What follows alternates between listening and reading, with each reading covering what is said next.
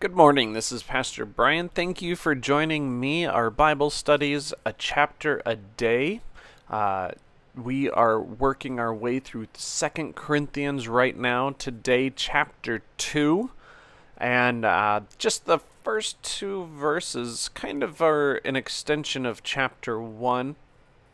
Not entirely sure why it's broken up into chapter 2 instead of being included in chapter 1, but we do see that occasionally throughout the Bible. So let's hop into chapter 2 as I read it in the Common English Bible translation. So I decided that, for my own sake, I wouldn't visit you again while I was upset. If I make you sad, who will be there to make me glad when you are sad because of me? That's why I wrote this very thing to you, so that when I came I wouldn't be made sad by the ones who ought to make me happy. I have confidence in you that my happiness means your happiness. I wrote to you in tears with a very troubled and anxious heart. I didn't write to make you sad, but so that you would know the overwhelming love that I have for you. But if someone has made anyone sad, that person hasn't hurt me, but all of you to some degree, not to exaggerate. The punishment handed out by the majority is enough for this person. This is why you should try your best to forgive and to comfort this person now instead, so that this person isn't overwhelmed by too much sorrow. So I encourage you to show your love for this person. This is another reason why I wrote you. I wanted to test you and to see if you are obedient in everything. If you forgive anyone for anything, I do too. And whatever I've forgiven, if I've forgiven anything, I did it for you in the presence of Christ. This is so that we won't be taken advantage of by Satan, because we are well aware of his schemes. When I came to Troas to preach Christ's gospel, the Lord gave me an opportunity to preach. But I was worried because I couldn't find my brother Titus there. So I said goodbye to them and went on to Macedonia. But thank God, who is always leading us through Christ, as if we were in a parade. He releases the fragrance of the knowledge of him everywhere through us. We smell like the aroma of Christ's offering to God, both to those who are being saved and those who are on the road to destruction.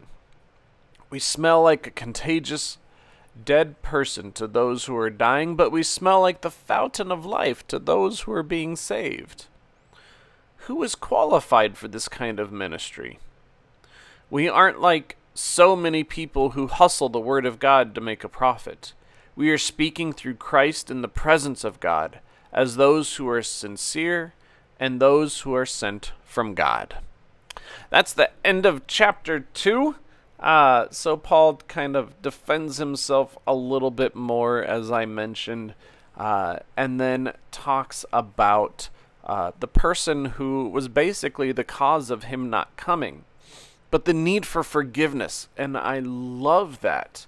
I love that, this person offended me, but now all of you are basically ganging up on him. Don't do that. Forgive him.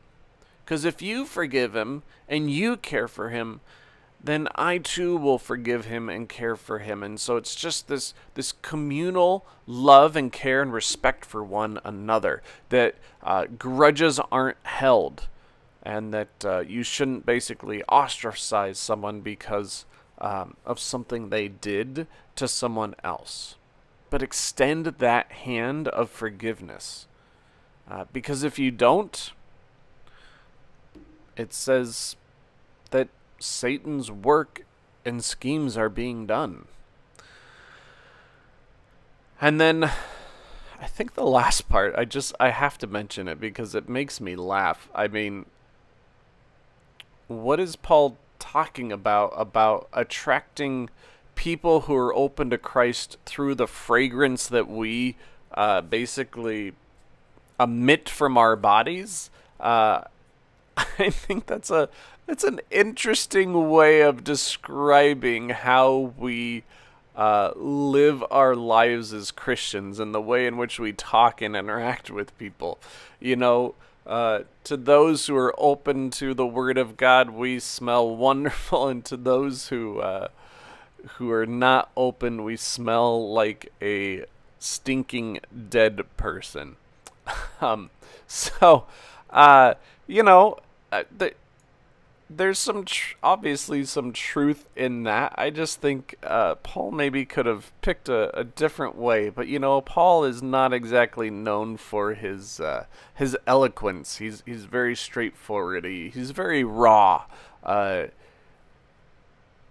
In the good and the bad sense, in the way he expresses his feelings and the way in which he preaches the Word of God.